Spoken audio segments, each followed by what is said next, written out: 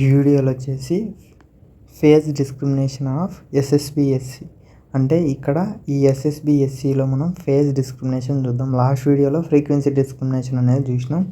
ఈ వీడియోలో phase discrimination అంటే ఏందో చూద్దాం. ఫేజ్ డిస్క్రిమినేషన్ బ్లాక్ డయాగ్రామ్ ఎలా ఉంటుందంటే ఈ హిల్బర్ట్ ట్రాన్స్ఫార్మ్ అనేది ఉంటుంది. M(t) అనేది ప్రోడక్ట్ మాడ్యులేటర్కి ఇస్తాం. ఇది 90 degrees ఫేజ్ షిఫ్ట్ జరిగిన తర్వాత ఇక్కడ ఫస్ట్ AC cos 2π/FCT ఉంటుంది. 90 degrees జరిగిన తర్వాత AC2π/FCT ఇది ప్రోడక్ట్ మాడ్యులేటర్ S(q)(t). ఇక్కడ ఈ రెండు దాని మధ్య మనకి ఆసిలేటర్ అంటే క్యారియర్ వేవ్ అనేది AC cos 2π/FCT అంటే క్యారియర్ అంటే ఈ రెండు దాని M(t) × AC cos 2π/FCT అంటే దీని యొక్క ప్రోడక్ట్నే మనం ప్రోడక్ట్ మాడ్యులేటర్ అంటాం. అంటే AC cos 2π/FCT × M(t) ఈ రెండు దానిలో ప్రోడక్ట్ చేస్తే మనకి ఏమైంది, ప్రోడక్ట్ మాడ్యులేటర్ అవుతుంది. నెక్స్ట్ దీన్నే మనం ప్రోడక్ట్ మాడ్యులేటర్ అంటాం. దీని యొక్క డెఫినేషన్ కూడా చూద్దాం.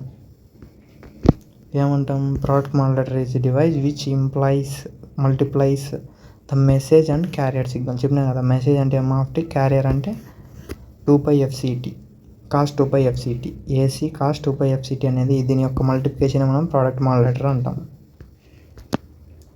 ఆసిలేటర్ దేనికి యూజ్ చేస్తుంది, oscillator is a device which generate continuous oscillation. Oscillator అనేది ఒక డివైస్, ఇది ఏంది కంటిన్యూస్ ఆసిలేషన్ని జనరేట్ చేస్తుంది అనమాట. ఇది ఇలా వచ్చింది. ఇది వచ్చేసి SI(t), ఇది వచ్చేసి S(phi)(t). ఈ రెండు అనేది సమ్మేషన్ జరుగుతాయి అన్నమాట. సమ్మేషన్ జరిగి మనకు S(t) అంటే ఓవరాల్ మాడ్యులేటెడ్ సిగ్నల్ అనేది రిలీజ్ అవుతుంది. Phase discrimination is one of the method which is used to generate ఎస్ఎస్పిని జనరేట్ చేసేదానికి ఫేజ్ డిస్క్రిమినేషన్ అనేది only one and all method అనమాట. This is about this phase discrimination of SSBSC. Thank you. Please like and subscribe my channel. Thank you.